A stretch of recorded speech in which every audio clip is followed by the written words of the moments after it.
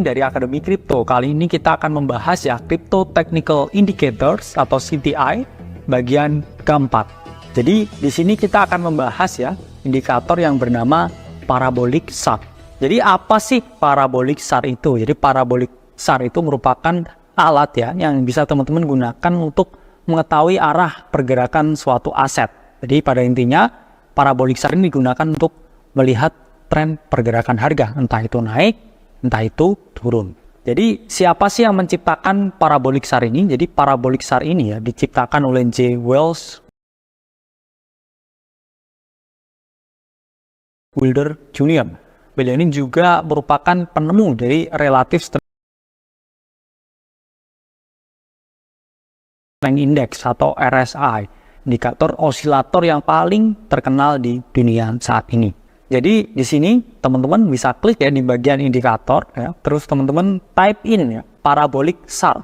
Di bagian situ ya teman-teman klik ya yang parabolic SAR, dan kemudian untuk inputnya teman-teman sesuaikan aja ya sesuai dengan default. Karena defaultnya TradingView itu udah disesuaikan dan di reset sesuai dengan standar semua pasar yang ada dan para perilaku investor di dalamnya. Jadi teman-teman ikut aja lah pakai parabolic SAR yang settingnya default.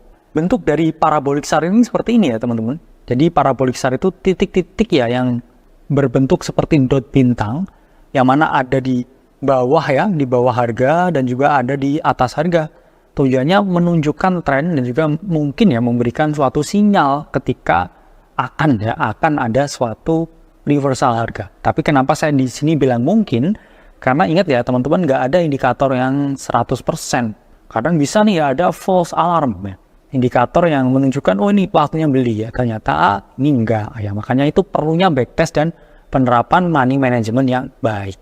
Lalu gimana cara menggunakan parabolic SAR? Kita akan bahas ya. Jadi cara menggunakan parabolic SAR itu ketika muncul dot ya di bawah titik harga ya, it means itu adalah potensi ya adanya suatu bullish ya, atau pergerakan harga yang bullish. Jadi di situ teman-teman bisa ya membuka posisi long ya, atau posisi perdagangan ke atas, dan juga targetnya sesuaikan dengan apa? Horizontal resistance. Bisa teman-teman targetin juga psychological resistance ya, atau harmonic resistance.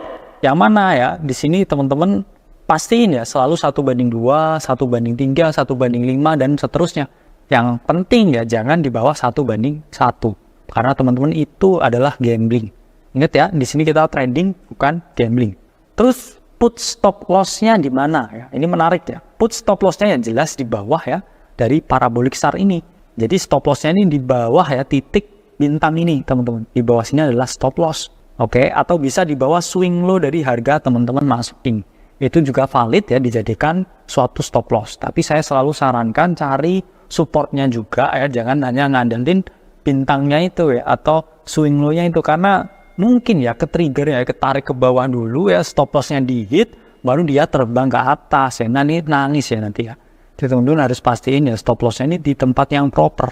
Jadi saya bilang nih, kalau teman-teman mau agresif, keluar satu dot itu bisa langsung long, keluar satu dot ya short. Tapi saya bilang ya minimal moderate dikit lah ya, dilihat 2-3. 2 itu cukup ya, 3 itu agak terlambat, tapi konfirmasinya lebih mantap. Apalagi lihat di candle H1, H4, teman-teman lihat ada 3 nih, ini long maksimal ya kan. Tapi teman-teman ingat ya, kalau 3 itu biasanya udah kehilangan momentum yang cukup, sehingga teman-teman ya 2 itu sudah dianggap cukup bagus. Lalu selanjutnya teman-teman bisa sell short ya ketika muncul ya dot bintang ya di atas garis harga. Jadi ini udah nih ya, misalkan di sini ya harga turun ya, kemudian naik ya, setelah naik itu ternyata muncul lagi nih ya parabolic SAR 1 atau 2 gitu. Wah, ini tandanya apa? Tandanya harga ini sedang ada dalam fase penurunan. Jadi teman-teman bisa ya melakukan posisi short di sini dan kemudian mentargetkan area support. Dan kemudian di sini teman-teman bisa memperoleh keuntungan ya ketika teman-teman melakukan short selling. Jadi lihat dulu ya parabolic SAR-nya, oh udah muncul nih ya di atas titik harga. Ada 1 ya, ada 2 ya. Oke, saya mau masuk short di situ, dan pastikan selalu lihat setup dan juga risk to reward ketika teman-teman hendak melakukan trading. Stop loss-nya di mana ya? Stop loss-nya bisa di atas garis parabolic SAR atau di atas dari swing high-nya ini teman-teman. Dan juga targetin 1/2 sampai 1/3. Jadi jangan sampai ke stop hunt dulu ya, karena kalau stop ini kan tipikalnya biasanya diangkat dulu teman-teman ke atas ya, dibunuh dulu stop lossnya, liquidity hunt, deviation, turun, jatuh harganya. Diambil dulu ya ikan-ikannya yang ada di atas, menjebak dua trader ya, yang nge-short terlalu